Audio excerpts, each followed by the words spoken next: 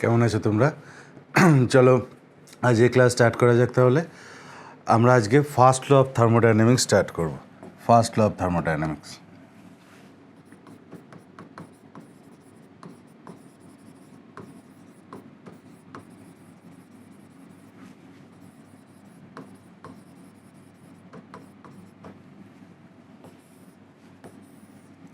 Introductory পার্টটা আমাদের complete হয়ে গেছে। এরপর আমরা ফার্স্ট ল অফ থার্মোডাইনামিক্সে যাচ্ছি। দেখো, তোমাদের ইন্ট্রোডাক্টরি পার্টেও আমি বলেছিলাম যে থার্মোডাইনামিক্সের যে লগুলো, সেই লগুলো কিন্তু কোনো সায়েন্টিস্টের নাম নেই। যেরকমভাবে হিস্টোরিক্যালি এগুলো ডেভেলপ হয়েছে সেরকমভাবেই নোমেনক্লেচার হয়েছে। Zeroth law of thermodynamics, first law, second law, third law of thermodynamics. কিন্তু লক্ষ্য করলে দেখবে যে সায়েন্সে ধরো কেমিস্ট্রি বলো, ফিজিক্স বলো, ম্যাথে বলো, যে লগুলো রয়েছে সেখানে প্রত্যেকটা লতেই একজন, দুজন বা তিনজন সায়েন্টিস্টের নাম লয়ের আগে থাকে। কিন্তু থার্মোডাইনামিক্স একটা বড় ভাস্ট একটা সাবজেক্ট হওয়া সত্ত্বেও এখানে লগুলোর আগে কোনো সায়েন্টিস্টের নাম নেই। কেন? তার জন্য থার্মোডাইনামিক্সের হিস্টোরিক্যাল ব্যাকগ্রাউন্ড আমাদের একটু জেনে রাখা দরকার, যে কেন আমরা থার্মোডাইনামিক্স পড়ছি। তোমাদের কাইনেটিক থিওরি অফ গ্যাস পড়ানোর সময় বলেছিলাম কেন কাইনেটিক থিওরি অফ গ্যাস আমরা পড়ছি। সেরকম থার্মোডাইনামিক্সের এই লগুলো কেন তার আগে কোনো সায়েন্টিস্টের নাম নেই, সেটা একটা কিন্তু আমাদের কাছে বড় প্রশ্ন। আসলে থার্মোডাইনামিক্স এর লগুলো কোনো একজন, দুজন বা তিনজন সায়েন্টিস্ট তৈরি করেননি।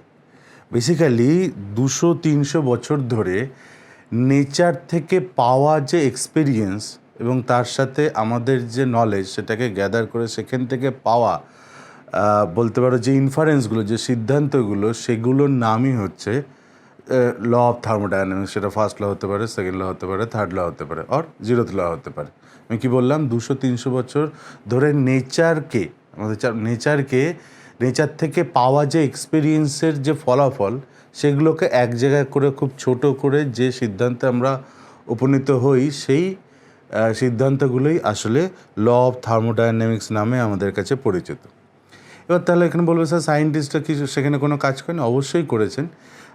ফার্স্ট ল অফ থার্মোডাইনামিক্সের যদি হিস্টোরিক্যাল ব্যাকগ্রাউন্ড বলতে যাই, এটার পেছনেও 200-300 সাল ধরে নেচার থেকে পাওয়া এক্সপিরিয়েন্সের ফলাফলই আছে। কিন্তু 200-300 বছরের হিস্টোরিক্যাল ব্যাকগ্রাউন্ড এখন বলতে শুরু করলে তাহলে আসল জায়গা থেকে আমরা ডিভিয়েট করে যাব। আমি ইম্পর্টেন্ট কিছু জায়গা তোমাদের বলি। যেরকম একটা সাল ছিল 1798। 1798-এ ব্রাভেরিয়ান আর্মির একজন কর্নেল, নাম ছিল ওনার কাউন্ট রামফোর্ড।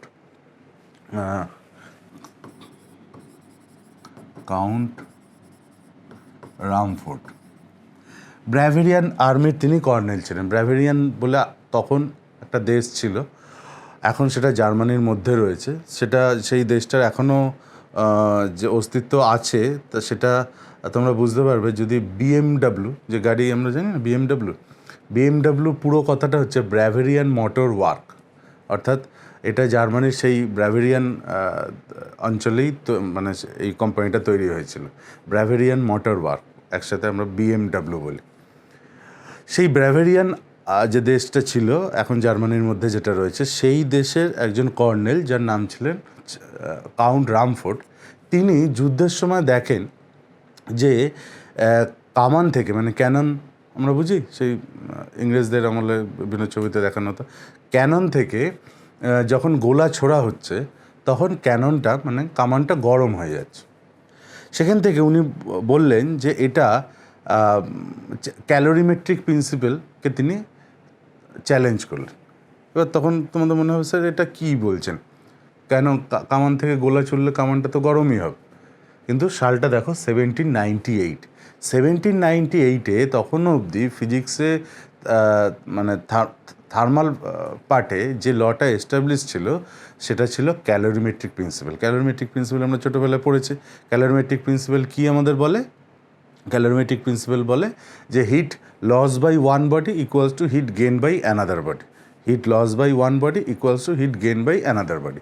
এই লটাই একমাত্র কিন্তু এস্টাবলিশ ল হিসেবে তখন অবধি ছিল, 1798 অবধি। সবাই এটাই পড়াশোনা করতো, সবাই এটাই জানতো। এই অবস্থায় যখন কামানের গোলা কামান থেকে বেরোলো, কামানটা গরম হয়ে গেল, তখন কাউন্ট রামফোর্ড বললেন যে ক্যালোরিমেট্রিক প্রিন্সিপাল যদি ঠিক হয় তাহলে ক্যাননটা তো গরম হয়েছে, তাহলে সে হিট গেইন করেছে। সে যদি হিট গেইন করে তাহলে কেউ না কেউ হিট লস করেছে। হিট কে লস করতে পারে? কামানটার ইমিডিয়েট সারাউন্ডিংসে যারা রয়েছে তারা হিট লস করবে, তবেই কামানটা গরম হয়েছে অ্যাকর্ডিং টু ক্যালোরিমেট্রিক প্রিন্সিপাল। তাহলে তার সারাউন্ডিংসটা, কামানটা যেখানে দাঁড় করানো আছে তার সারাউন্ডিংসটা কী হওয়া উচিত? ঠান্ডা হয়ে যাওয়া উচিত, তার টেম্পারেচার লস করা উচিত, যাতে কামানটা গরম হতে পারে অ্যাকর্ডিং টু ক্যালোরিমেট্রিক প্রিন্সিপাল। কিন্তু এটা ভেবে নেওয়া একটা রিডিকুলাস ব্যাপার হবে যে কামান থেকে গোলা ছোড়া হলো এবং তার চারপাশে সারাউন্ডিংসটা ঠান্ডা হয়ে গেল। এটা সম্ভব? সম্ভব নয়। তাহলে হিট কোথা থেকে পেল কামানটা?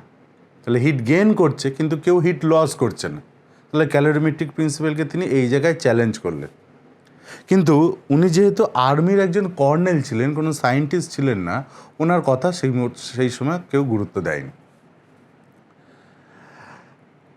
উনি ওনার এই বক্তব্য ওনার বন্ধুকে গিয়ে বললেন এবং ওনার বন্ধু 1 বছর ধরে এই কনসেপ্টের উপর কাজ করলেন যে কেন এরকমটা হচ্ছে, এবং অনেকগুলো ছোটো ছোটো এক্সপেরিমেন্ট উনি করেন। তার মধ্যে একটা এক্সপেরিমেন্ট উনি দেখেন যে 2টো বরফের টুকরোকে ঘষলে সেটা গলে যাচ্ছে,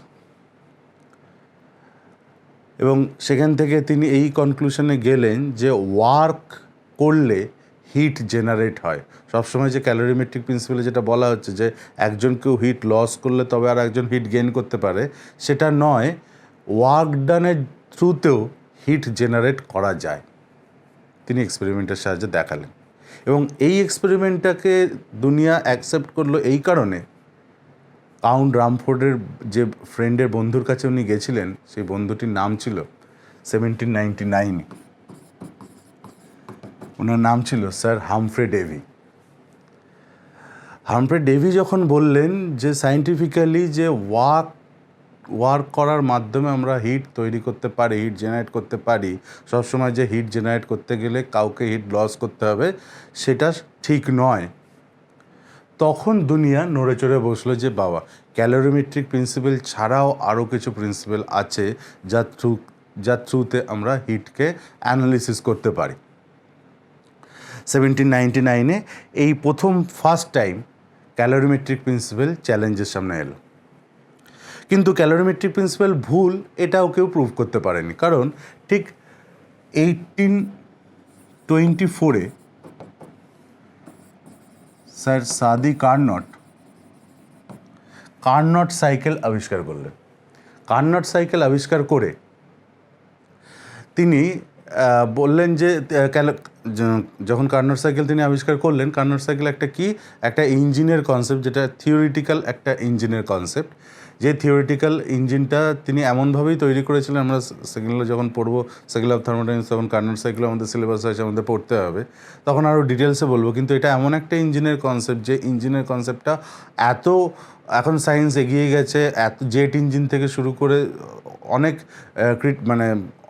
অনেক শক্ত, অনেক কঠিন ইঞ্জিন এখানে বানানো হচ্ছে, কিন্তু সেখানেও কার্নট ইঞ্জিনের কনসেপ্ট লাগে। ফলে এই যে কার্নট সাইকেলের আবিষ্কার করা এবং কার্নট সাইকেল থেকে কার্নট ইঞ্জিনের কনসেপ্ট দেওয়া, সেটা পুরোটাই বেস করেছিল ক্যালোরিমেট্রিক প্রিন্সিপালের ওপর। ফলে বুঝতে পারছো যে ক্যালোরিমেট্রিক প্রিন্সিপালটা কতটা ইম্পর্টেন্ট, যে 1824 যে প্রিন্সিপালকে ইউজ করে একটা ইঞ্জিনের কনসেপ্ট দেওয়া হয়েছে, সেটা আজও আমরা ফেলতে পারিনি। বড় থেকে বড়, ছোট থেকে ছোট ইঞ্জিন তৈরি করার সময় আমাদের সেই বেসিক কনসেপ্টটা লাগে। ফলে ক্যালোরিমেট্রিক প্রিন্সিপালকে উড়িয়ে দেওয়া যায় না, কিন্তু এটা চ্যালেঞ্জ হচ্ছিল বারে বারে। 1842-তে জার্মান একজন ফিজিশিয়ান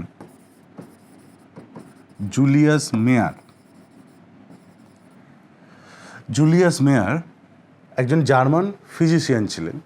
তিনি বললেন যে তিনিও ক্যালোরিমেট্রিক প্রিন্সিপালকে চ্যালেঞ্জ করলেন। তিনি বললেন যে রিসার্চ পেপারে উনি দেখালেন, এক্সপেরিমেন্টের থ্রুতে উনি দেখালেন যে আমরা যে খাবার খাচ্ছি, সেই খাবার থেকে যে এনার্জি আমরা পাচ্ছি, সেই এনার্জির একটা পার্ট ইউটিলাইজ হচ্ছে আমাদের বডি টেম্পারেচার, বডির সাথে সারাউন্ডিংসের টেম্পারেচারটাকে মেনটেন করার জন্য।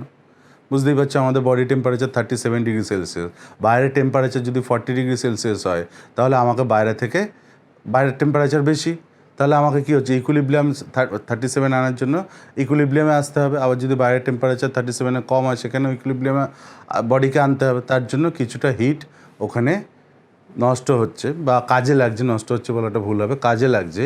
আর বাকি হিটটা ইউজ করে আমরা, বাকি এনার্জিটা ইউজ করে আমরা রোজকার যা কাজ করছি, হাঁটা চলা খাওয়া সব কিছু বাকি এনার্জিটা দিয়ে হচ্ছে। তাহলে একটা পার্ট হিটকে ইকুইলিব্রিয়ামে আনার জন্য, বডি টেম্পারেচারকে ইকুইলিব্রিয়ামে আনার জন্য ইউজ করা হচ্ছে, আর বাকিটা দিয়ে আমরা কাজ করছি। ফলে আমরা যদি হিট গেইনও করি তাহলে কেউ হিট লস করছে না। ওকে, হিট গেইন যখন আমরা এনার্জি গেইন করছি তার রেসপেক্টে আমরা ওয়ার্ক করে সেটাকে ডিস্ট্রয় করছি। তার জন্য কিন্তু আমাদের আরেকজন, মানে আমরা হিট গেইন করেছি মানে কেউ হিট লস করে ফেলছে তা নয়। এটা কে বললেন? 1842-তে জুলিয়াস মেয়ার। এইবার এখানে আর একটা জিনিস, যখন এই কন্ট্রোভার্সিটা অনেক দিন ধরে চলছিল সেই মুহূর্তে জুল, আমার নাম শুনেছি জুলে, উনি হেলমোজের আন্ডারে তখন কাজ করতেন। হেলমোজ জুলকে ইনস্ট্রাক্ট করলেন যে দেখো হাম্ফ্রে ডেভি যে কথাটা বলছেন বা বাকি অন্যান্য সায়েন্টিস্টরা যে কথাটা বলছেন, ক্যালোরিমেট্রিক প্রিন্সিপালকে চ্যালেঞ্জ করা হচ্ছে, সেই ব্যাপারটা সলিউশন করার দায়িত্ব জুলকে দেওয়া হলো 1842-তে। জুল 1842 থেকে 1846 একদম 47-এর শুরু অবধি তিনি সেভারেল এক্সপেরিমেন্ট, মানে অনেক ছোট ছোট এক্সপেরিমেন্ট করেন। তার মধ্যে একটা এক্সপেরিমেন্ট আমরা পড়বো। একটা এক্সপেরিমেন্ট ছিল উনি ওয়াটার ট্যাঙ্কের মধ্যে প্যাডেল হুইল হয় না, প্যাডেল হুইল চালিয়ে একটা সার্টেন ওয়াটারের টেম্পারেচারটাকে ইনক্রিজ করে দেখান, যে ওয়াটারকে বাইরে থেকে হিট দেওয়া হচ্ছে না, কিন্তু আমি ওর মধ্যে যদি প্যাডেল হুইল চালাই তাহলে ওয়াটারের টেম্পারেচারটা ইনক্রিজ করছে, সে হিট জেনারেট করছে। আর সেখান থেকে উনি কনক্লুড করলেন যে ওয়ার্ক ডান করলে হিট তৈরি হয়, খুব ইম্পর্ট্যান্ট। হিট জেনারেট করে কোথা থেকে? ওয়ার্ক ডান হলে হিট জেনারেট করা হয়, হিট জেনারেটেড হয়। এবং ওয়ার্ক আর হিট দুটোই এনার্জির একটা ফর্ম। ওয়ার্ক অ্যান্ড হিট দুটোই এনার্জির একটা ফর্ম, ওকে। এবং সেখান থেকে তিনি ক্যালকুলেশন করে দেখালেন যে 1 ক্যালোরির সাথে জুলের যে রিলেশন, 1 ক্যালোরি ইকুয়ালস টু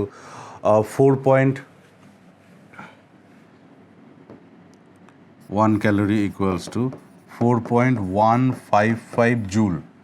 এটা উনি 1847-এ বলেছিলেন। এখন যেটা আমরা 1 ক্যালোরি মানে জানি, তখন ইনস্ট্রুমেন্ট অত ভালো ছিল না, যতটা ম্যাক্সিমাম ছিল তার রেসপেক্টে উনি এই ভ্যালুটা ক্যালকুলেট করে আমাদেরকে দিয়েছিলেন। কিন্তু এখন আমরা আরও বেটার ইনস্ট্রুমেন্ট নিয়ে কাজ করতে পারি, ফলে সেক্ষেত্রে এখন আরও প্রিসাইজ, আরও বেটার রেজাল্ট আমরা পাই। 1 ক্যালোরি ইকুয়ালস টু 4.1 কত যেন 4.1858 জুল। বুঝতে পারছো যে 1847 এখন 2000 সালে এসে এটা 1994-এ এই ভ্যালুটা লাস্ট এসেছিল 4.1858 জুল। আর আগে উনি বলেছিলেন 1847-এ 4.155 জুল। অলমোস্ট 150 বছর লেগেছে 4.155 থেকে 4.185-এ যেতে, বা 186 যদি ধরো। 155 থেকে 186-তে যেতে 150 বছর সময় লেগেছে। আর কি সহজেই আমরা এইটাকে 4.18 না লিখে 4.2 লিখে দিই, 4.2 লিখে ফেলি, বা আমাদের অভ্যাস হয়ে গেছে লিখে দেবো। ফলে এরপরে যখনই 1 ক্যালোরি ইকুয়ালস টু জুলে সেটাকে কনভার্ট করতে যাবে, তখন একবার এই কথাটা আমার মনে রেখো যে 4.2 ডাইরেক্ট লেখার থেকে 4.18 যদি আমি লিখি, অন্তত জুলের কাজকে আমরা সম্মান করব।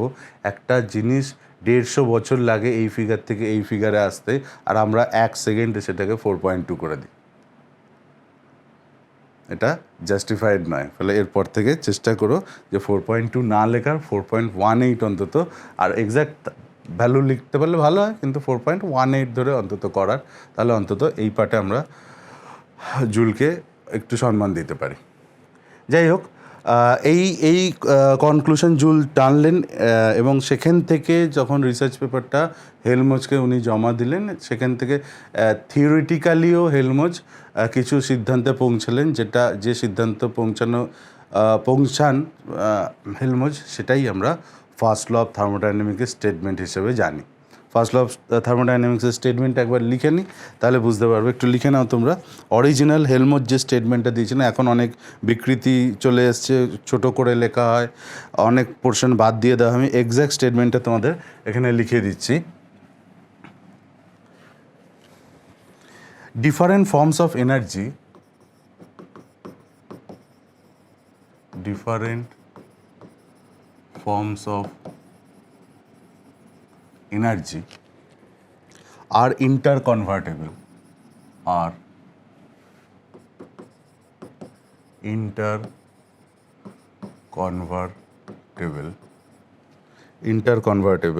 and when one form of energy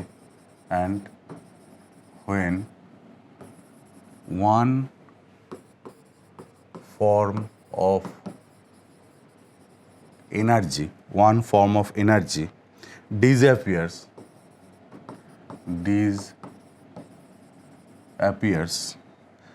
exactly equivalent amount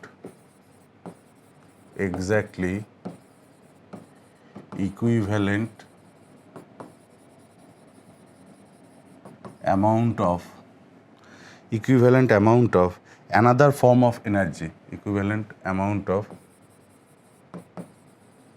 another form of energy, appears. In brief,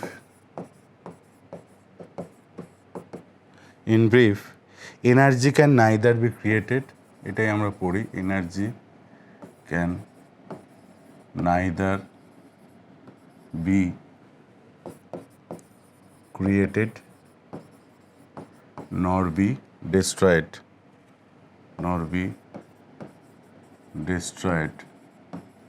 but only be converted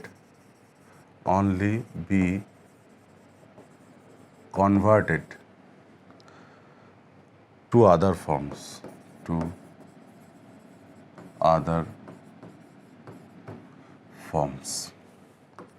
This is the exact statement of first law of thermodynamics.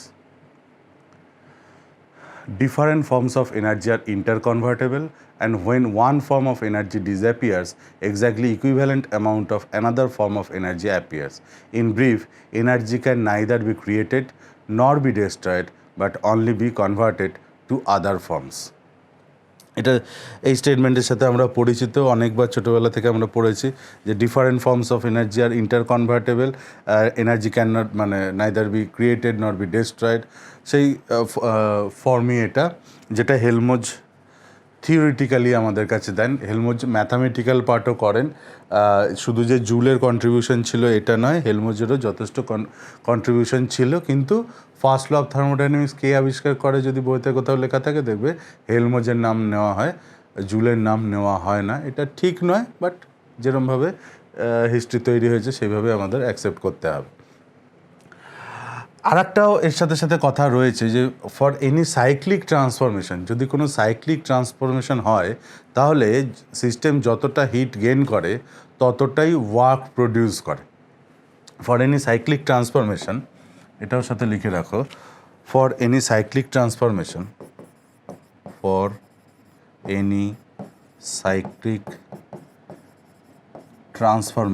কোনো সাইক্লিক প্রসেসের জন্য আর কি, cyclic transformation, the magnitude of heat gained by the system,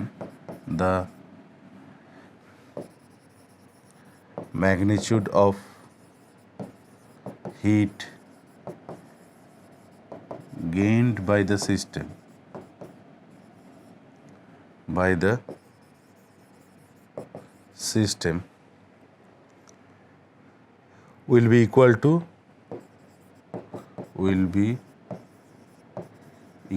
to magnitude of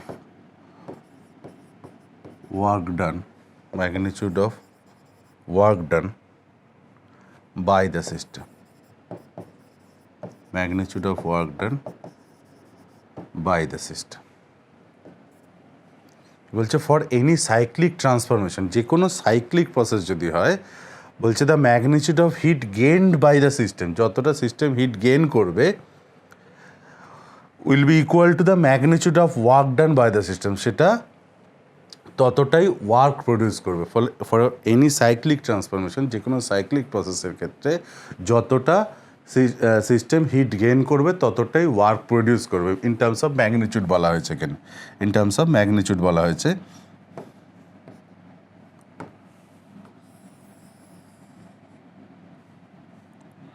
দেখো তাহলে আমি জিনিসটা magnitude যেহেতু বলছে, আমি বলতে পারি Q cycle equals to mod W cycle, CY দিয়ে সাইক্লিক প্রসেসকে আমরা এখানে লিখছি।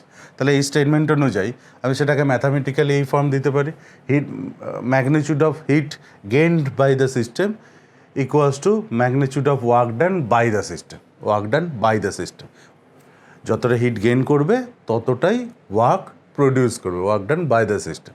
যদি আমি মডটা তুলে দিই তাহলে heat gain by the system এর সাইন কী হবে? যদি হিট গেইন করে সিস্টেম পজিটিভ, হিট লস করলে নেগেটিভ, এনার্জি বাড়বে বা কমবে, তাহলে এটা কিউ সাইকেল থাকবে ইকুয়ালস টু এই ওয়ার্ক ডান মডটা যদি তুলে দিই তাহলে একটা নেগেটিভ সাইন আসবে না? তার কারণ work done by the system, system নিজে কাজ করছে, ওয়ার্ক ডান বাই সিস্টেম যদি নিজে কাজ করে তাহলে পিস্টনটাকে টেলে ওপর দিকে তুলতে গেলে তার এনার্জি লাগবে, সেই এনার্জিটা সে ইন্টারনাল এনার্জিকে লস করে সেই কাজটা করবে, তাহলে তার সিস্টেমে এনার্জি ডিক্রিজ করবে, তাহলে আইপিএসি অনুযায়ী সেটা কী হবে? নেগেটিভ সাইন হবে। তাহলে work done by the system সবসময় আমরা আইপিএসি অনুযায়ী নেগেটিভ সাইন পাবো।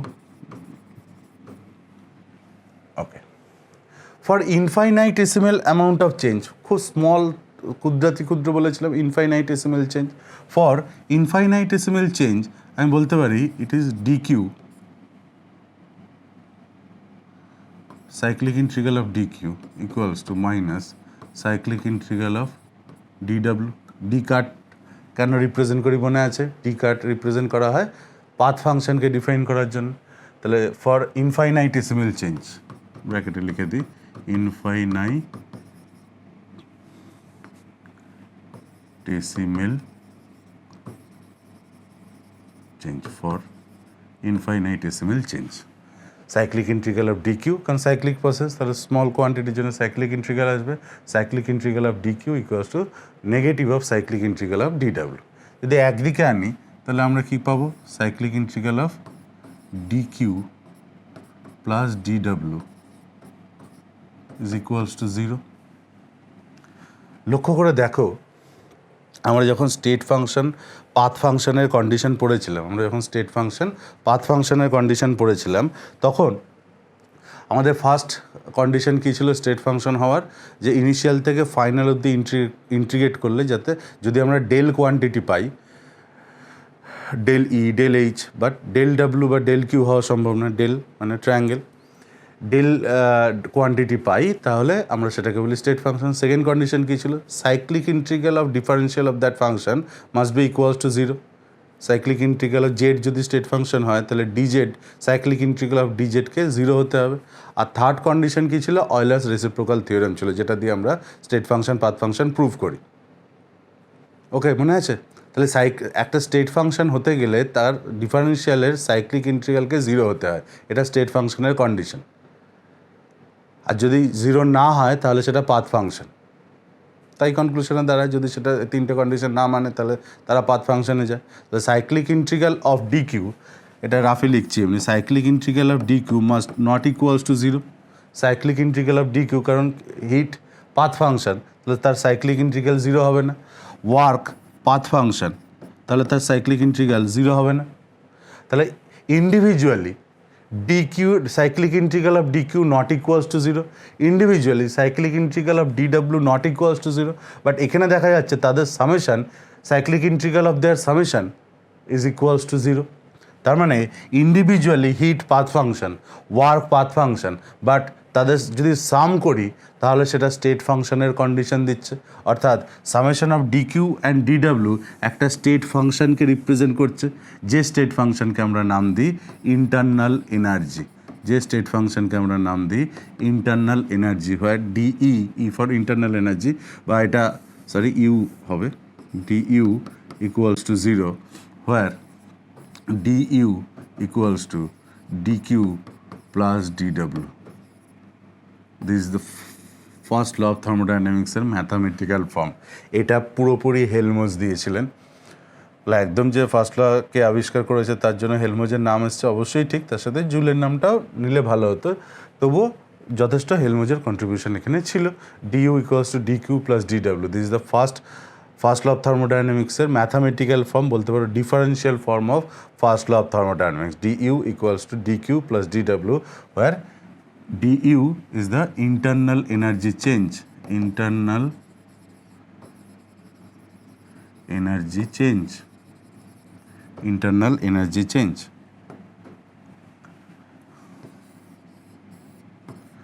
For finite change,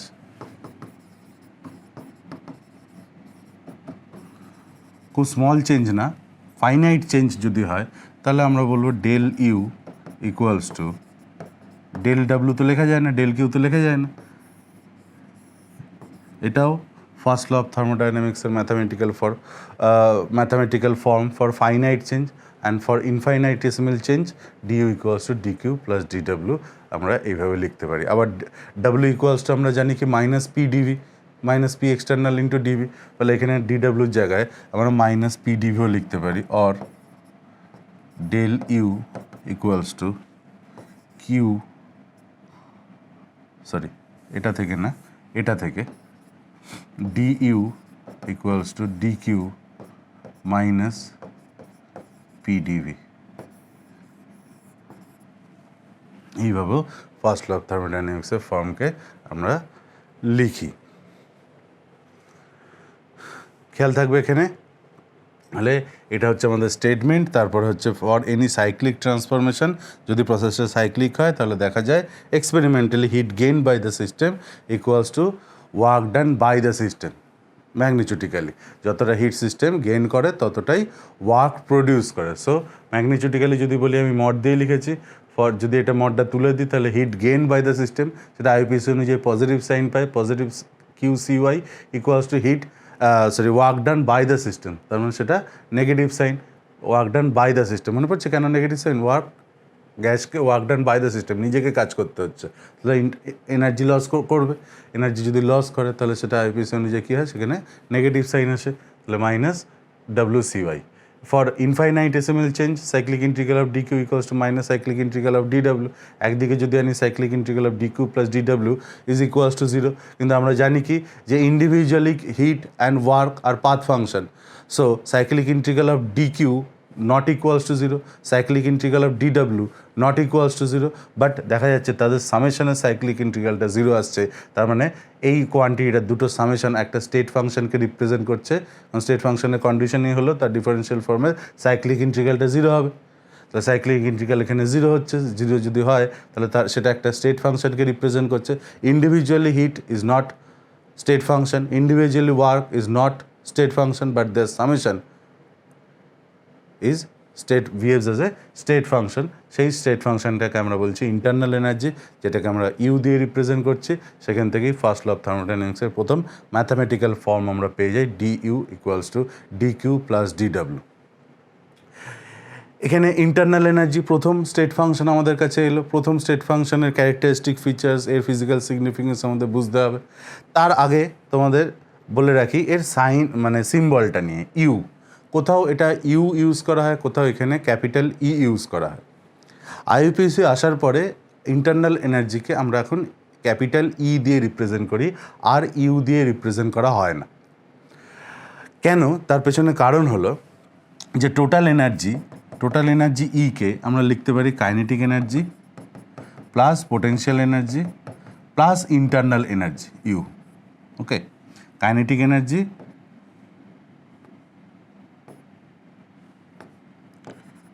energy plus potential energy plus internal energy. Internal এনার্জির মধ্যে ট্রান্সলেশনাল, ভাইব্রেশনাল, রোটেশনাল এনার্জিগুলো ইনক্লুডেড থাকে, সমস্ত এনার্জিগুলো। Kinetic energy plus potential energy plus internal energy. থার্মোডায়নামিক্সে দুটো অ্যাজাম্পশান আছে যেটা অনেকেই মিস করে যায় বা পড়ার সময় অত দরকার লাগে না। সেটা হলো ফার্স্ট হচ্ছে থার্মোডায়নামিক্সের ফার্স্ট অ্যাজাম্পশান হলো যে যেখানেই আমি থার্মোডায়নামিক প্রিন্সিপালগুলো অ্যাপ্লাই করব যে সিস্টেমের ওপর, সেই সিস্টেমটা স্ট্যাটিক হতে হবে, অর্থাৎ তাকে এক জায়গায় দাঁড়াতে হবে টাইমের সাথে সাথে, যাতে যেন তার পজিশান না চেঞ্জ হয়, টাইমের সাথে সাথে পজিশান যেন না চেঞ্জ হয়। অর্থাৎ সিস্টেমটা যে সিস্টেমের উপর থার্মোডাইনামিক প্রিন্সিপাল অ্যাপ্লিকেবল হবে সেই সিস্টেমটাকে স্ট্যাটিক হতে হবে, অর্থাৎ টাইমের সাথে সাথে তার পজিশন চেঞ্জ করা যাবে না। আর টাইমের সাথে সাথে যদি পজিশন চেঞ্জ না হয়, যদি স্ট্যাটিক হয়, তাহলে তার কাইনেটিক এনার্জি কী হবে? জিরো। কাইনেটিক এনার্জি কী হবে? জিরো। ওকে। সেকেন্ড অ্যাজাম্পশন হচ্ছে যে থার্মোডায়নামিক্সে আমি যে সিস্টেমের উপর কাজ করব, সেই সিস্টেমে কোনো রকম এক্সটার্নাল ফোর্স কাজ করবে না, আইডিয়ালি ইনক্লুডিং গ্র্যাভিটেশনাল ফোর্স। তার মানে কি? পোটেনশিয়াল এনার্জির ভ্যালুও জিরো, mgh, জি যদি না থাকে তাহলে পোটেনশিয়াল এনার্জি জিরো। এটা অ্যাজাম্পশন, আমি বলছি না এটা ঠিক, এটা সত্যি। গ্র্যাভিটেশনাল ফোর্স তো কাজ করবে, কিন্তু অ্যাজুম করে নেওয়া হয় যে সেখানে এটা হবে না, অ্যাপ্লিকেবল নয়। তাহলে সিস্টেমটাকে স্ট্যাটিক হতে হবে, সিস্টেমটার ওপর কোনো এক্সটার্নাল ফোর্স কাজ করবে না, সিস্টেমটা static, kinetic energy equals to zero. সিস্টেমের মধ্যে কোনো external force like magnetic force, electrical force, including gravitational ফোর্সও কাজ করবে না, ফলে সেক্ষেত্রে পোটেনশিয়াল এনার্জি ভ্যালুটাও zero. So E equals to কী দাঁড়ালো? ইউ। তাহলে ইন্টারনাল এনার্জিকে আমি ইউ দিয়েও লিখতে পারি, ইন্টারনাল এনার্জিকে আমি ই দিয়েও লিখতে পারি। যখন আমরা ই দিয়ে লিখছি তখন বুঝতে হবে এটা আইইউপিএসি অনুযায়ী এখন ই সিম্বলটাই ইউজ করা হয়, ইউ আর ইউজ করা হয় না। আইইউপিএসি অনুযায়ী যদি আমরা দেখি তাহলে ই সিম্বলটাই এরপর থেকে আমরা ইউজ করব। ওকে, ফলে ইন্টারনাল এনার্জি এতদূর এটা একদম যেরকম থিসিস আছে সেইভাবে আমাদের করতে হয়েছে। এরপর থেকে যখনই আমরা ইন্টারনাল এনার্জিকে রিপ্রেজেন্ট করব, সেটা ই দিয়ে রিপ্রেজেন্ট করব, মনে থাকবে।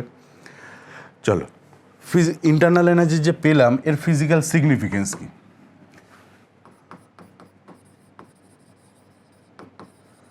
ফিজিক্যাল সিগনিফিকেন্স দেখো, তোমাদের বোঝানোর সময় আমি বললাম কি, for any cyclic transformation magnitude of heat gained by the system equals to magnitude of work done by the system. অর্থাৎ যদি কোনো সাইক্লিক প্রসেস হয় তবেই যতটা হিট সিস্টেম অ্যাবজর্ব করছে ততটাই ওয়ার্ক ডান করছে। কিন্তু যদি সাইক্লিক প্রসেস না হয়, for any non cyclic process system যতটা হিট গেইন করে ততটাই ওয়ার্ক ডান করে না, তাদের মাঝে একটা গ্যাপ থাকে।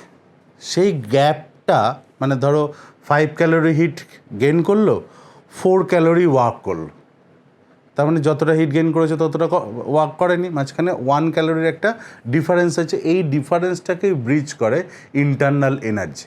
অর্থাৎ ইন্টারনাল এনার্জির ফিজিক্যাল সিগনিফিকেন্স হলো পৃথিবীতে সমস্ত প্রসেস তো সাইক্লিক নয়। সাইক্লিক প্রসেস যদি হয় তাহলে কী হবে? কতটা হিট যতটা অ্যাবজর্ব করে ততটাই ওয়ার্ক ডান হবে, অর্থাৎ ইন্টারনাল এনার্জি মাঝখানে কেউ নেই, internal energy value zero. For non cyclic process যতটা সিস্টেম হিট গেইন করে তার থেকে ততটাই অ্যামাউন্ট অফ ওয়ার্ক ডান করে না। তাদের যতটা হিট গেইন আর ওয়ার্ক ডানের মাঝে একটা ডিফারেন্স থাকে, সেই ডিফারেন্সটাকে ফিল করে ব্রিজ করে ইন্টারনাল এনার্জি। অর্থাৎ 1 ক্যালোরি আমি বললাম 5 ক্যালোরি হিট গেইন করে যদি 4 ক্যালোরি ওয়ার্ক ডান করে, তাহলে 1 ক্যালোরি সে ইন্টারনাল এনার্জি হিসেবে স্টোর করছে। 1 ক্যালোরি সে ইন্টারনাল এনার্জি হিসেবে স্টোর করছে। ফলে নন সাইক্লিক প্রসেসের ক্ষেত্রেই সবসময় ইন্টারনাল এনার্জি চেঞ্জের একটা ভ্যালু থাকে, বাট ফর সাইক্লিক প্রসেস যতটা হিট গেইন করেছে ততটাই ওয়ার্ক ডান করছে, ফলে ইন্টারনাল এনার্জি হিসেবে স্টোর করার কোনো জায়গা নেই, ইন্টারনাল এনার্জি চেঞ্জের ভ্যালুটা জিরো হয়। খেয়াল থাকবে। এছাড়াও এর ক্যারেক্টারিস্টিক কী ফিচার্স আছে? ইন্টারনাল এনার্জি স্টেট ফাংশন, আমরা স্টেট ফাংশন বলি। এটা এনার্জি, এটা একটা এক্সটেন্সিভ প্রপার্টি, তাই তো, মাস ডিপেন্ডেন্ট প্রপার্টি যেহেতু এনার্জি। আচ্ছা এটা একটু লিখে নিই তাহলে এবার এটা লেখো সিগনিফিকেন্স অফ ইন্টারনাল এনার্জি যেটা বললাম ফিজিক্যাল সিগনিফিকেন্স লেখো যে usually for non cyclic process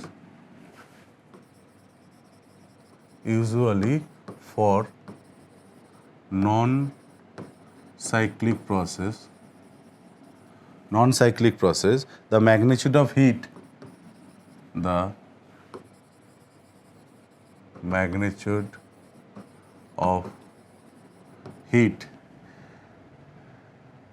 and work are not the same. Magnitude of heat and work are not the same. There is a gap between them.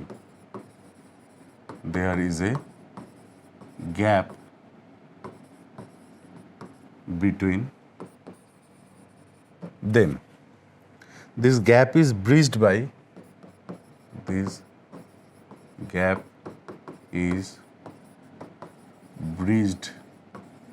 by the term internal energy, which is internal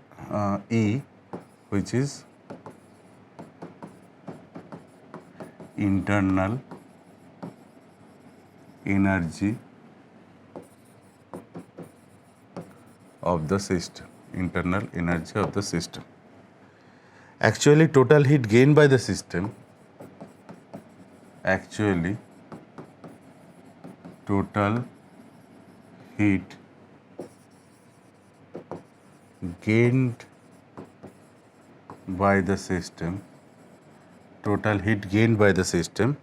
is not fully converted into work.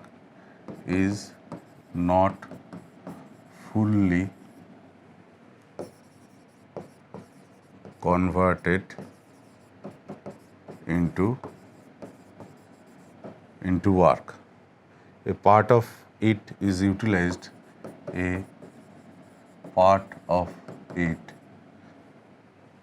is utilized in increasing the internal energy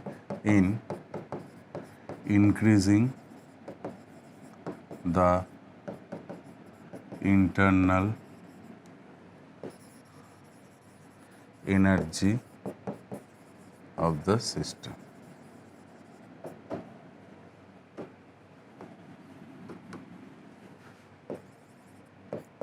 E is extensive property. E is state function, and E is a function of experimentally আমরা এটা দেখেছি E is a function of volume and temperature, and for ideal gas E is a function of temperature only. For ideal gas E is a function of temperature only. এগুলো হচ্ছে এর property আর এটা হচ্ছে physical significance. লিখে নাও, তারপর আমরা পরের পার্টে আসছি।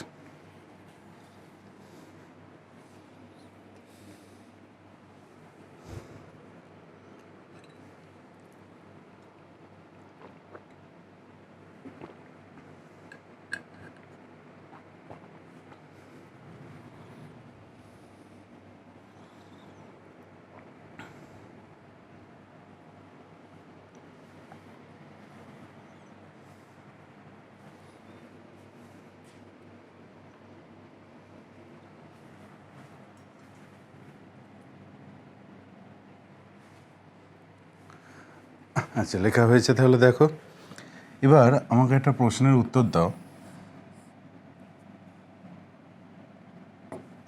যদি আমি বলি যে এরকম একটা কোশ্চেন যে under what condition work behaves as a state function, বলো তো দেখি। আন্ডার হোয়াট কন্ডিশন, ওয়ার্ক তো নর্মালি কী হয়, পাথ ফাংশন। আমি বলছি under what condition work behaves as a state function. Under what condition under what condition work behave as a state function.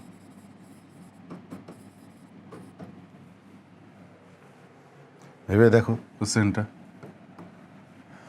কোন কন্ডিশনে work state function হিসেবে behave করবে। দেখো from first law of thermodynamics আমরা কি দেখলাম, del E equals to q plus W.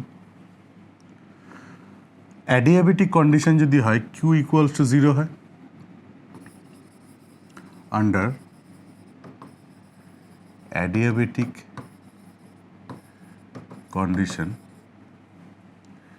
Q equals to 0, q equals to 0 হলে therefore del E equals to W. দেখো del E equals to W, তাহলে যেহেতু internal energy is a state function equals to W, work also behaves as a state function under adiabatic condition. So under adiabatic condition work behaves as a state function. মাথায় রেখো, একমাত্র condition work সবসময় path function, একমাত্র condition কখন work behaves as a state function কখন হবে, under adiabatic condition work behaves as a state function. Okay, চলো জুলের যে এক্সপেরিমেন্টের কথা আমি একটু আগে বললাম তোমাদের, জুলের এক্সপেরিমেন্ট একটা আছে যেটা আমাদের এখানে পড়তে হবে, সেটা এবার পড়ে ফেলি। জুলস এক্সপেরিমেন্ট খুব সিম্পল এক্সপেরিমেন্ট ছিল, জুলের ছোটো ছোটো এক্সপেরিমেন্ট ছিল, সেখান থেকে অনেক কিছু বেরিয়ে আসে। ওনার ফার্স্ট এক্সপেরিমেন্টাল সেট আপটা আমরা দেখি। তিনি একটা ওয়াটার চেম্বার নেন, সেটাকে অ্যাডিয়াবেটিক ওয়াল দিয়ে ঢেকে দেন, মানে বাইরে থেকে কোনো হিট ভেতরে আসবে না, ভেতর থেকে কোনো হিট বাইরে যেতে পারবে না। অ্যাডিয়াবেটিক ওয়াল দিয়ে ঢেকে দেন, একটা ওয়াটার চেম্বার এটা। তার মধ্যে তিনি একটা ইনস্ট্রুমেন্ট রাখেন, দুটো ভাল্ব রাখেন, দুটো চেম্বার থাকে এরকম, গ্যাস চেম্বার, যার মাঝখানে একটা স্টপ কক লাগানো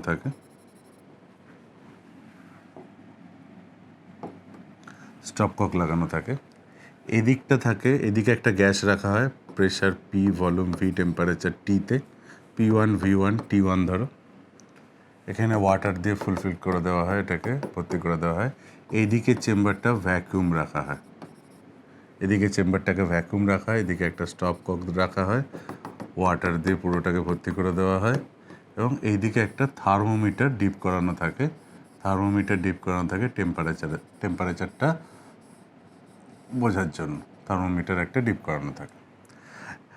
দুটো গ্যাস চেম্বার, মাঝখানে একটা স্টপ কক আছে, যেখানে রাইট হ্যান্ড সাইডের চেম্বারে কোনো গ্যাস নেই, ভ্যাকুয়াম আছে। লেফট হ্যান্ড সাইডের চেম্বারে একটা গ্যাস রাখা রয়েছে, যার pressure P1, volume V1, temperature T1। সেরকম দুটো গ্যাস চেম্বারকে একটা ওয়াটার চেম্বারের মধ্যে রাখা হয়, এবং সেই ওয়াটার চেম্বারটাকে অ্যাডিয়াবেটিক ওয়াল দিয়ে ঢেকে দেওয়া হয়, এবং ওপর থেকে একটা থার্মোমিটার এখানে দিয়ে দেওয়া হয়। এক্সপেরিমেন্টটা খুব সিম্পল ছিল। কি ছিল যে প্রথমে তিনি ওয়াটারের টেম্পারেচারটা এক্সপেরিমেন্টের আগে, ওয়াটারের টেম্পারেচার কত, গ্যাসের টেম্পারেচার T1, ওয়াটারের টেম্পারেচারও T1, কারণ বাইরে থেকে কোনো হিট আসছে না, ভেতর থেকেও কোনো হিট বাইরে যেতে পারছে না, তাহলে ওয়াটারের টেম্পারেচারও T1 টেম্পারেচার। তো ইনিশিয়াল টেম্পারেচার উনি রেকর্ড করেন, initial temperature,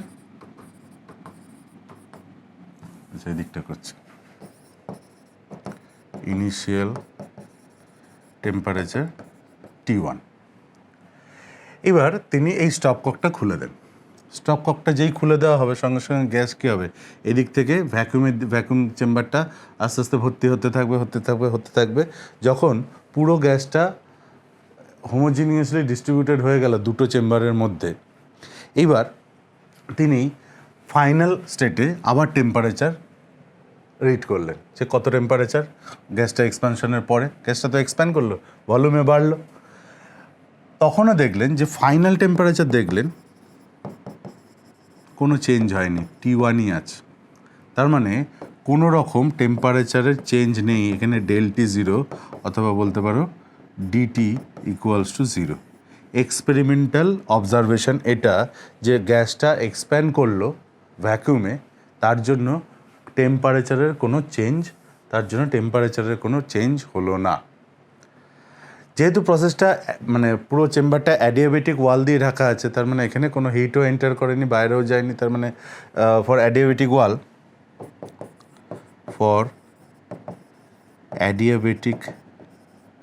wall Q equals to 0 বা ডি কিউ ইকুয়ালস টু 0 বলতে পারি।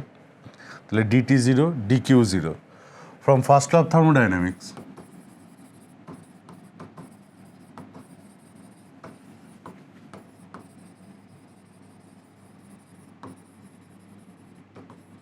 From first law of thermodynamics আমরা বলতে পারি কি dE equals to d Q plus ডিডব্লিউ। এখানে আমরা কি দেখছি, ডি কিউ 0, তাহলে ডি কিউ যদি 0 হয় আর উল্টো দিকে এখানে যে আচ্ছা ডি কিউ 0, এটা 0 হয়েছে। এবার ওয়ার্ক ডানের রেসপেক্টে দেখো, যেহেতু এখানে কোনো আমরা কি জানি যে ডিডব্লিউ, এখানে আমরা কি জানি ডিডব্লিউ equals to minus P external into dV. কিন্তু এখানে যে গ্যাসটা এক্সপ্যান্ড করেছে এটা স্পন্টেনিয়াসলি এক্সপ্যান্ড করেছে না, এদিকে ভ্যাকুয়াম ছিল, এটা খুলে দিলে অটোমেটিক এদিকে গ্যাস চলে যাবে। এর জন্য আমাকে বাইরে থেকে এক্সটার্নাল প্রেশার ইউজ করে গ্যাসটাকে এক্সপ্যান্ড করতে হলো না, কারণ এক্সটার্নাল প্রেশার কম, ইন্টারনাল প্রেশার বেশি হলে তবেই গ্যাসটা এক্সপ্যান্ড করে। আগের ক্লাসে আমরা পড়েছিলাম। তাহলে এখানে গ্যাসটার জন্য আমাকে এক্সটার্নাল প্রেশার কিছু ইউজ করতে হয়নি। তাহলে যেহেতু এক্সটার্নাল প্রেশার ইউজ করতে হয়নি তবুও গ্যাসটা এক্সপ্যান্ড করেছে, তাহলে এক্সপানশন, এখানে কি হয়েছে expansion against 0 external pressure, expansion against 0 external pressure, তাই হচ্ছে তো। তাহলে পি এক্সটার্নাল এখানে 0, আর পি এক্সটার্নাল যদি 0 হয় তাহলে ডিডব্লিউও 0, এই ধরনের এক্সপানশনকে আমরা বলি ফ্রি এক্সপানশন। এই জন্য এটাকে বলা হয় কনসেপ্ট অফ ফ্রি এক্সপানশন। কখন হবে? ফ্রি এক্সপানশন হতে গেলে এক্সটার্নাল প্রেশারকে 0 হতে হবে। যখন কোনো গ্যাস ভ্যাকুয়ামের দিকে এক্সপ্যান্ড করছে, কোনো গ্যাস যখন ভ্যাকুয়ামের দিকে এক্সপ্যান্ড করছে তখন সেই ধরনের প্রসেসকে আমরা বলি ফ্রি এক্সপানশন, ফ্রিলি এক্সপ্যান্ড করছে, তার জন্য এক্সটার্নাল প্রেশারের কোনো ব্যবহার করা হচ্ছে না। ফলে external pressure for free expansion external pressure 0 হয়, এবং তাই জন্য সেখানে ওয়ার্ক ডানের ভ্যালু যেহেতু DW equals to minus P external into DB, external pressure যেহেতু 0 হয়ে যাচ্ছে ফলে ডিডব্লিউ 0 হয়ে যাচ্ছে। এই ধরনের এক্সপানশনকে আমরা বলি ফ্রি এক্সপানশন। খুব ইম্পর্টেন্ট, পরেও আমাদের প্রচুর এই টার্মটা কাজে লাগবে। তাহলে ফ্রি এক্সপানশনের জন্য কি হচ্ছে, ডিডব্লিউ 0 হচ্ছে, তাহলে অটোমেটিক ডিইও কি হচ্ছে 0 হয়ে যাচ্ছে, ডিই 0 হয়ে যাচ্ছে। এবার একটু আগে আমরা পড়লাম E is a function of volume and temperature. E is a function of volume and temperature for close সিস্টেমটা ক্লোজ অ্যান্ড ফিক্সড মাস,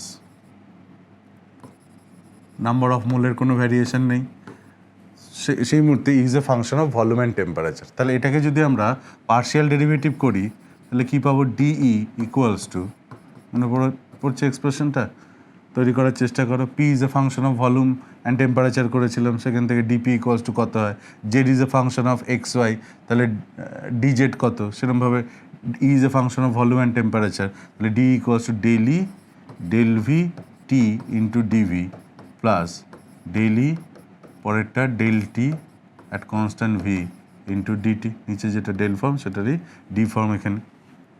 তাহলে এটাকে এক্সপ্যান্ড করে এইভাবে লিখতে পারি আমরা। এবার দেখো এক্সপেরিমেন্টালি আমরা এখানে দেখেছি ডিটি 0, এক্সপেরিমেন্টালি আমরা দেখেছি ডিটি 0, ঠিক। এছাড়া ডিটি 0 সেদিক থেকে অ্যাডিয়াবেটিক বলে d Q 0, external pressure use হয়নি বলে ডিডব্লিউ 0, সো ডিইও 0 হয়েছিল। তাহলে আলটিমেট পড়ে কি থাকছে, এই টার্মটা 0 হয়ে যাচ্ছে, তাহলে পড়ে থাকছে কি আমাদের কাছে, del V T into dV equals to 0। Either del E del VT equals to zero হতে পারে অথবা ডিভি ইকুয়ালস টু জিরো হতে পারে। যদি ডেলি দেখো ডিভি তো জিরো নয়, কারণ কি ভলিউম তো এক্সপ্যান্ড করেছে, ভলিউম তো বেড়েছে, ভলিউম তো চেঞ্জ হয়েছে এখানে, তাহলে ডিভি এখানে জিরো নয়, তাহলে একমাত্র কে পড়ে থাকছে ডেলি ডেল ভিটি, এই টার্মটা জিরো হতে পারে। দেয়ারফর আমি এখানে বলতে পারি del E del V T must be equals to zero since dV not equals to zero. এটাকে বলা হয় Joule's law in thermodynamics, del E del VT equals to zero, Joule's law in thermodynamics.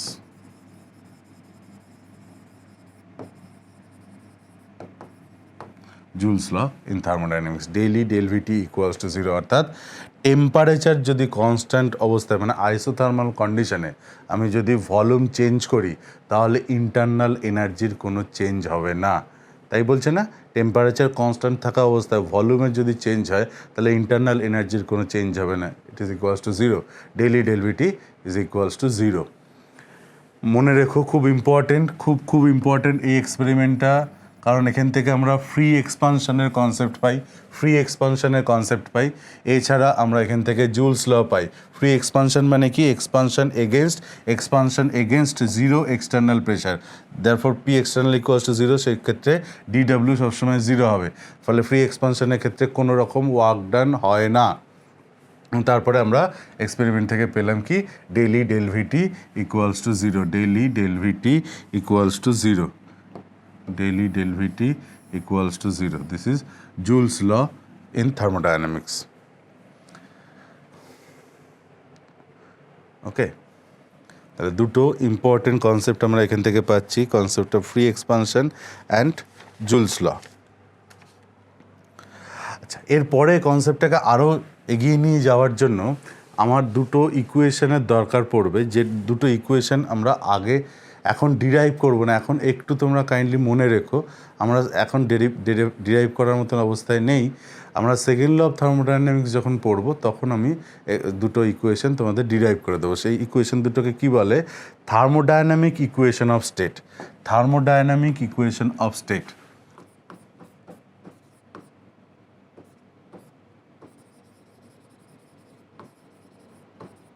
thermodynamic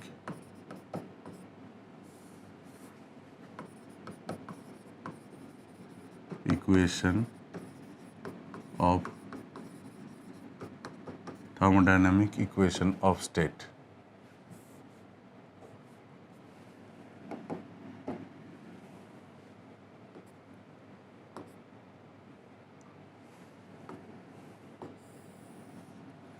দুটো equation of state আছে, যেরকম PV equals to nRT যেরকম একটা equation of state, থার্মোডায়নামিক্সে এরকম দুটো ইকুয়েশন অফ স্টেট আছে।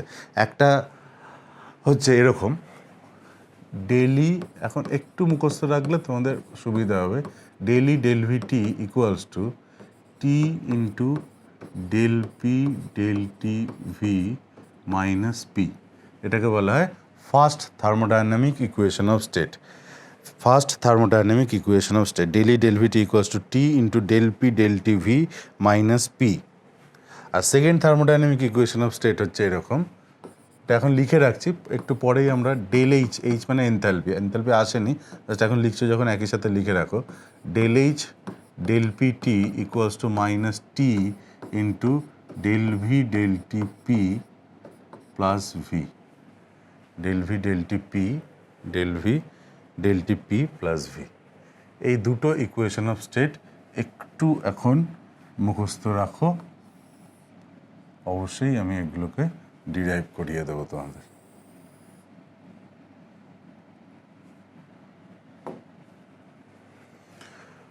ওকে, কেন বলছি, আরও একটু ডিপার কনসেপ্টে যাওয়ার জন্য ইকুয়েশন অফ স্টেট দুটোর আমার দরকার পড়বে। সেই কারণে এই যে জুলের যে এক্সপেরিমেন্ট, এখান থেকে একটা টার্ম বেরিয়ে আসে, সেটাকে আমরা বলি জুলস কোফিশিয়েন্ট।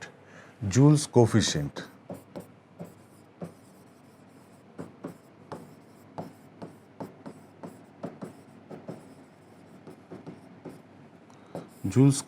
জুল কোফিশিয়েন্টকে ডিফাইন করা হয় ইটা দিয়ে।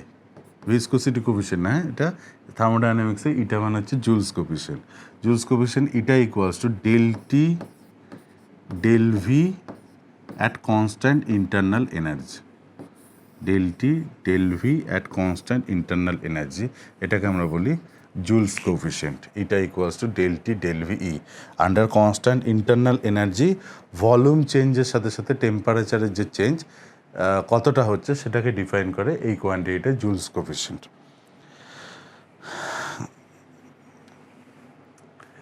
এবার দেখো, এটাকে যদি আমরা অরিজিনালি এক্সপ্রেশন কী সেটা বার করতে হয়, একটু আগে আমরা পড়লাম না, E is a function of volume and temperature. আমি দেখাই এটা, দেখো আর একটু ভেতরে গিয়ে, যে E is a function of volume and temperature. তাহলে ডিই কত? De equals to del E del V at constant T into dv plus del E del T at constant V into dt. Okay, এই পুরো ইকুয়েশনটাকে আমরা divide করব। দেখো আমার এখানে del T del V E দরকার, তাহলে আমি ডিটি এখানে পেয়েছি, ডিভি দিয়ে আমি ডিভাইড করব both side at constant internal energy. Dividing ইকুয়েশনটাকে ডিভাইড করে, dividing both side by dv at constant E, কী পাবো?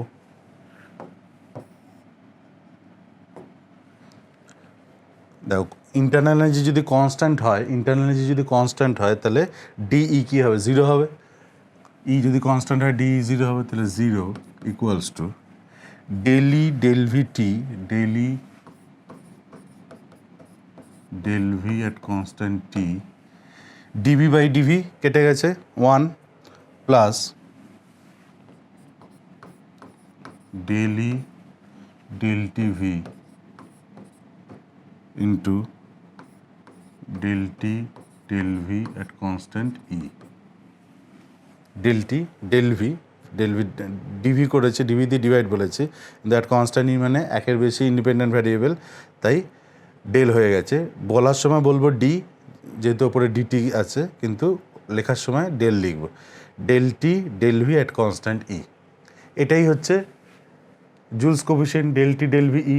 আচ্ছা, আর ডেলি ডেল টি ভি মানে কী বলো তো? সিভি, হিট ক্যাপাসিটি, মনে আছে? ইকে আমরা যখন ইকুইপারেশন প্রিন্সিপাল পড়তাম, এনার্জি বার করতাম, তারপর টেম্পারেচার রেসপেক্টে ডিফারেন্সিয়েট করতাম অ্যাট কনস্ট্যান্ট ভলিউম, আমরা সিভি পেতাম। তাহলে দেখো del E del T at constant V, মানে এই জায়গাটাকে, এটাকে আমরা সিভি লিখতে পারি। তাহলে এটা চলে গেল। দেখো এই টার্মটাকে লেফট হ্যান্ড সাইডে আনছি, del E del V at constant T equals to minus, এটা হচ্ছে সিভি আর এটা হচ্ছে ইটা। তাহলে eta equals to minus 1/CV into del E del VT.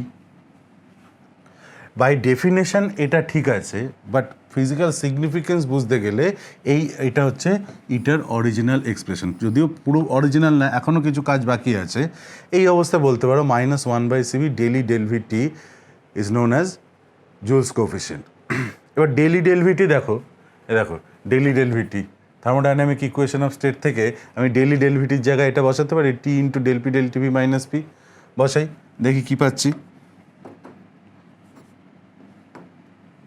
Eta equals to minus 1/CV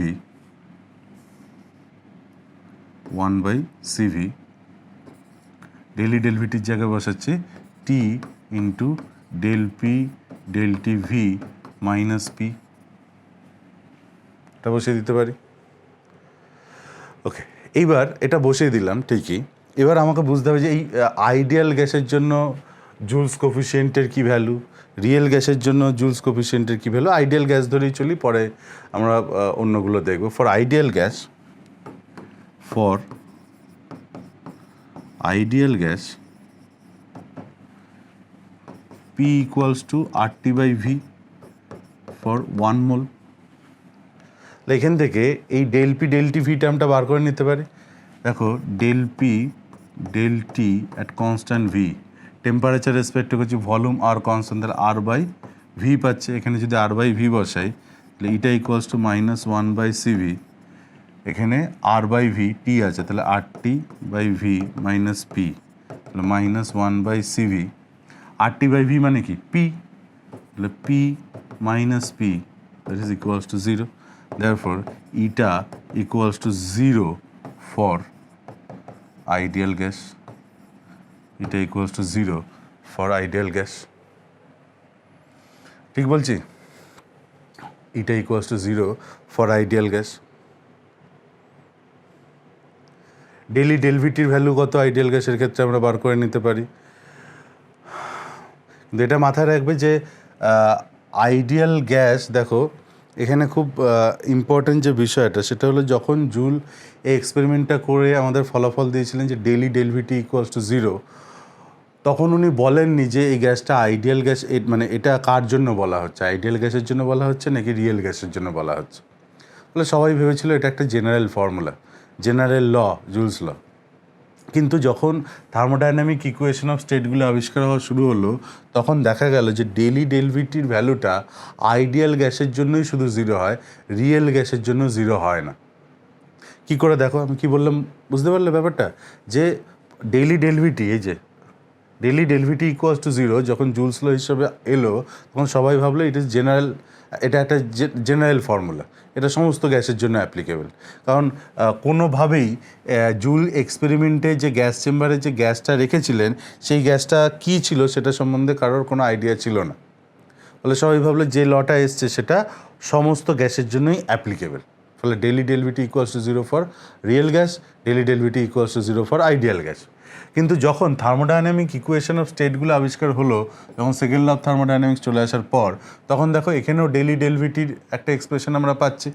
daily ডেলভিটি যেটা ইকুয়ালস টু জিরো হওয়া উচিত অ্যাকর্ডিং টু জুলস ল, সেখানে সেকেন্ড ল অফ থার্মোডাইনামিক্স থেকে পাওয়া এই থার্মোডাইনামিক ইকুয়েশন অফ স্টেট আমাদেরকে কী বলছে যে না, daily del V T equals to this. এখন দেখা যাক কি আসলে যে গ্যাসটা উনি ইউজ করেছিলেন সেই গ্যাসটা আসলে কী। সেটার জন্য যদি আমরা যাই যে এরকম ভ্যালিডিটি অফ জুলস ল এরকমভাবে যদি বলি,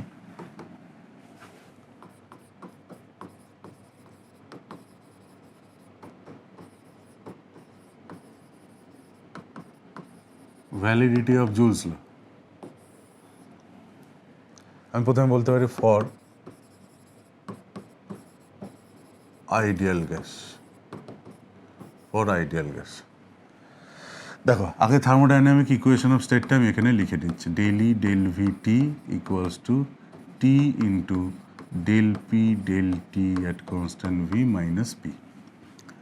ফর আইডিয়াল গ্যাস আমার কাছে একটা সবসময় টার্গেট থাকবে del P del T V, del P del T V এই টার্মটা কী আসছে। ফর আইডিয়াল গ্যাস আমি কী বলছি, ধরো P equals to R T by V, তাহলে del P del T at constant V equals to কী হবে, আর বাই ভি পাবো আমরা, আর বাই ভি পাবো। তাহলে আমি যদি first thermodynamic equation of state এটাকে পুট করি তাহলে del E del V T equals to T into del P del টির ভি কত এসছে, R by V, R by V minus P, R T by V মানে কত পি, তাহলে P minus P equals to zero. Therefore del E del V T equals to zero for ideal gas. আচ্ছা, real গ্যাসের ক্ষেত্রেও যদি এটা বেরোয় তাহলে আমরা বলবো যে হ্যাঁ সমস্ত গ্যাসের ক্ষেত্রেই del E del V T equals to zero. আচ্ছা, রিয়েল গ্যাসে ডাইরেক্ট যাওয়ার আগে আর একটা গ্যাসকে আমরা এখানে করছি, যে গ্যাসটা ইকুয়েশন অফ স্টেট ফলো করছে P V minus B equals to R T. For a gas obeying P V minus B equals to RT। এই গ্যাসটার জন্য কী হবে, আমাদের টার্গেট একই, আমরা এই টার্মটাকে খুঁজে বার করব। তাহলে এখানে P equals to RT by V minus B, তাহলে del P del T at constant V temperature respect করলে R by V minus B. তাহলে সেরকম তাহলে del E del v at constant t equals to t into this r t by v minus b minus p। ঠিক, দেখো এবার R T by V minus B আসলে P এর সমান, তাহলে এখানেও P minus P equals to RT by V minus B, আসলে P এর সমান, তাহলে RT বাই ভি মাইনাস বির জায়গায় P minus P equals to 0। ফলে যে গ্যাসটা P V minus B equals to RT follow করছে তার ক্ষেত্রেও ডেলি ডেলভিটি ইকুয়ালস টু 0 চলে আসছে। ফলে আমরা জুলস লটাকে ভ্যালিডিটি দিতে পারার জায়গায় আস্তে আস্তে চলে আসছে। এবার আমরা চলে যাব for van der Waals gas. For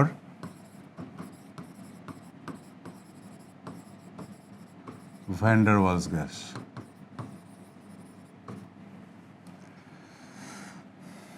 P equals to RT by V minus B minus, আচ্ছা এন মোলের ক্ষেত্রে যদি করি P equals to nRT by V minus N B minus N square A by V square.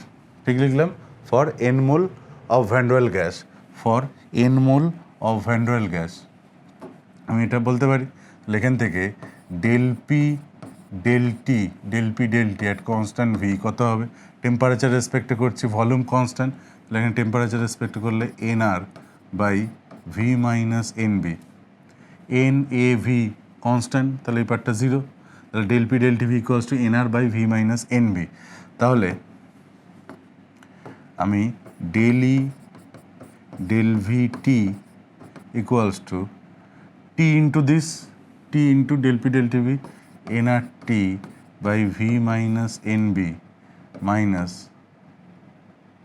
আচ্ছা এটা minus P. এবার NRT by V minus B equals to NRT by, দেখো NRT by V minus N B এটা কত, এই জায়গায় আমি বসাতে পারি P plus N square A by V square minus, আগে একটা পি ছিল সেটা, তাহলে পি কেটে গেলে আমরা কি পাচ্ছি, del E del V T equals to N square A by V square, N square A by V square. This is not equals to 0। তার মানে এখান থেকে বোঝা যাচ্ছে যে আইডিয়াল গ্যাস হলেই ডেলি ডেলভিটির ভ্যালুটা 0 হয়, যদি রিয়েল গ্যাস হয় ডেলি ডেলভিটির ভ্যালু 0 নয়। তাহলে যে গ্যাসটা নিয়ে জুল অরিজিনালি কাজ করেছিলেন সেটা আইডিয়াল গ্যাস ছিল। এবার তুমি বলবে যে স্যার আইডিয়াল গ্যাস তো পাওয়া সম্ভব না, আইডিয়াল গ্যাস তো পাওয়া যায় না, সব গ্যাসই তো রিয়েল, তাহলে কী করে উনি আইডিয়াল গ্যাস নিয়ে এক্সপেরিমেন্ট করে তার রেজাল্ট আমাদের কাছে দিয়েছেন? আইডিয়াল গ্যাস নিয়ে কেউই কাজ করতে পারে না, কিন্তু রিয়েল গ্যাস আইডিয়াল বিহেভ কখন করে? At low pressure and high temperature. So তিনি যে গ্যাসটা নিয়ে কাজ করেছেন সেখানে প্রেশার খুবই কম ছিল, টেম্পারেচার অনেক বেশি ছিল, তাহলে সেক্ষেত্রে উনি আইডিয়াল গ্যাসের মতোই ব্যাপারটা ট্রিটেড হয়েছিল।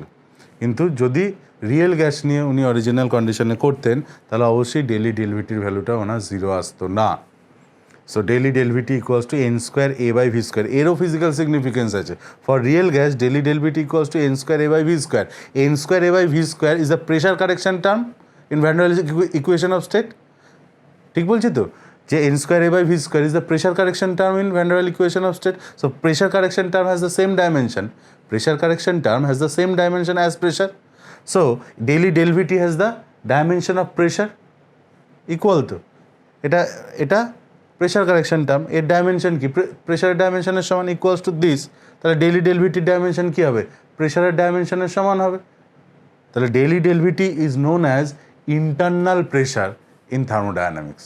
So del E del V T is known as internal pressure in thermodynamics. ফলে এন থেকে আমরা বলবো, এটা লিখে রাখো, since N square A by V square is the pressure correction term, since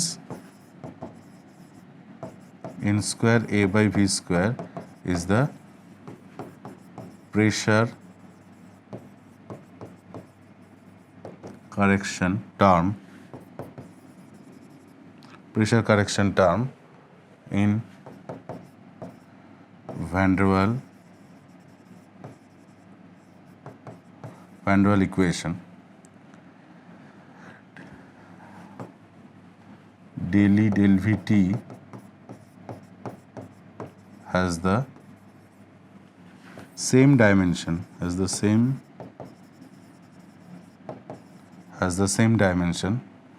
pressure. So it is called internal pressure. It is called internal pressure, internal pressure, এটাকে underline করে রাখবে, internal pressure of the gas.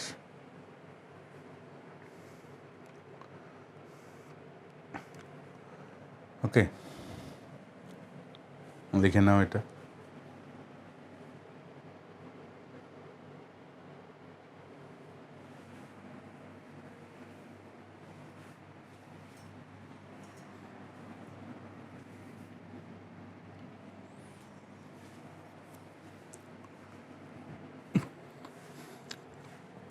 এবার দেখো আমরা পরের কনসেপ্টে যাই, concept of enthalpy.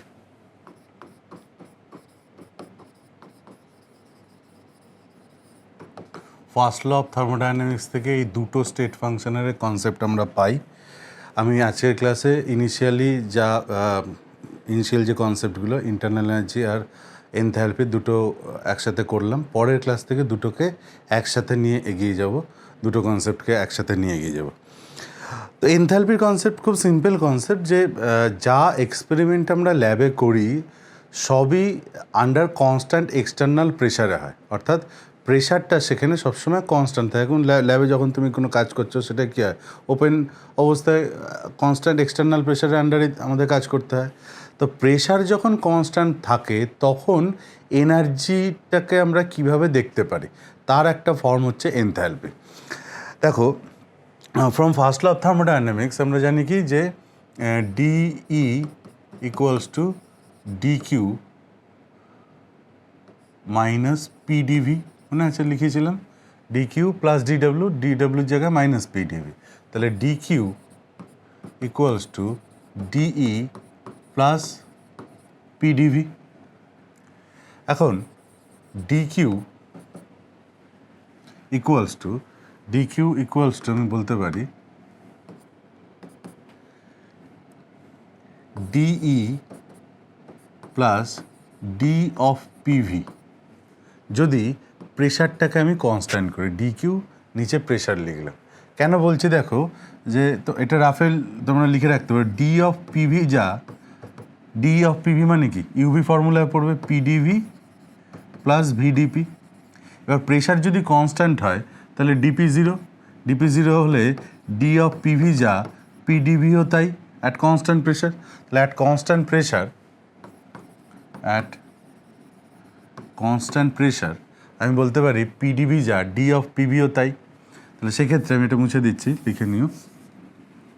তাহলে D Q at constant pressure equals to, ডিটাকে যদি কমন নিই এটাকে লিখতে পারি E plus PV.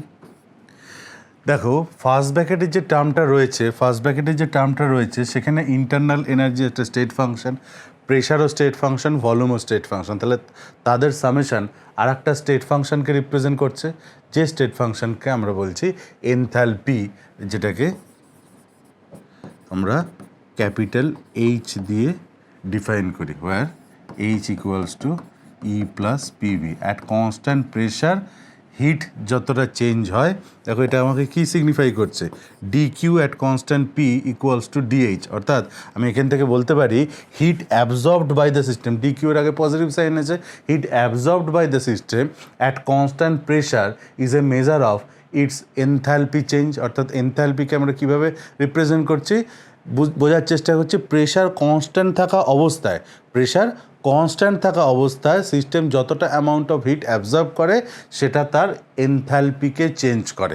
Hit absorb by the system, লিখে রাখো এটা, heat absorbed by the system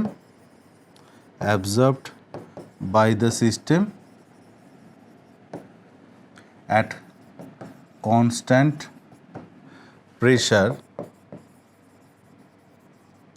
is a measure of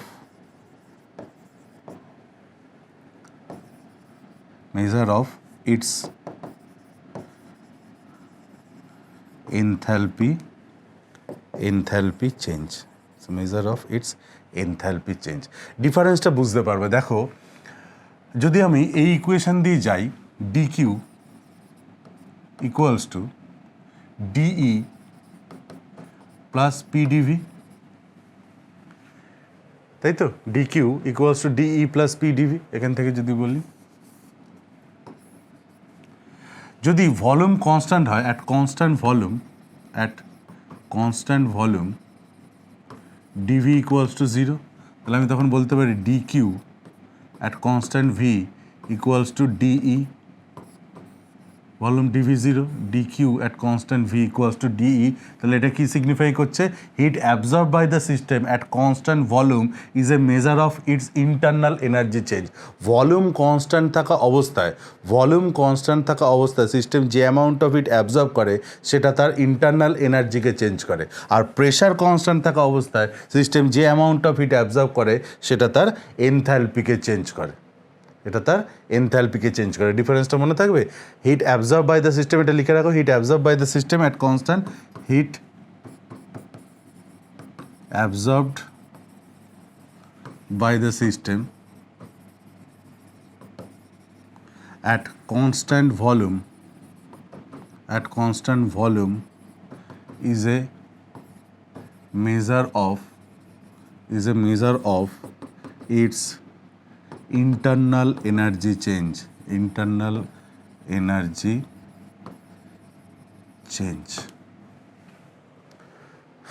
খেয়াল থাকবে আশা করি। Heat absorbed by the system at constant volume is a measure of its internal energy change, whereas heat absorbed by the system at constant pressure is a measure of its enthalpy change. H characteristic features key.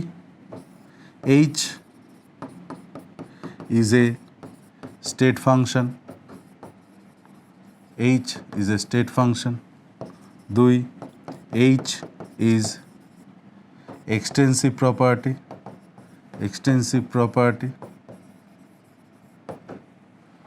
and H is a function of pressure and temperature.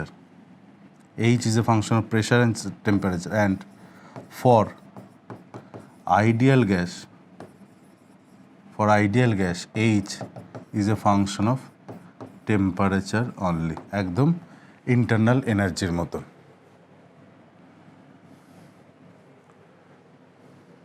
খেয়াল থাকবে। মোটামুটি একটা primary idea enthalpy সম্বন্ধে আমি দিলাম। Next ক্লাসে আমরা enthalpy আর internal energy দুটোকে একসাথে এগিয়ে নিয়ে যাব। হিট ক্যাপাসিটি পড়বো, সেখান থেকে অনেকগুলো ডেরিভেশন আমাদের করতে হবে। পরের ক্লাসটা মেনলি পুরোটাই একটা ডেরিভেশনের ক্লাস হবে, যে ডেরিভেশনগুলো আমাদের পরীক্ষায় প্রচুর করতে দেয়, সেগুলো নিয়ে আমি ডিসকাস করব এবং এনথ্যালপি আর ইন্টারনাল এনার্জি কনসেপ্টটাকে আরও এগিয়ে নিয়ে যাব পরের ক্লাসে। ঠিক আছে, তাহলে আজকের মতন ক্লাস এই অবধি থাক।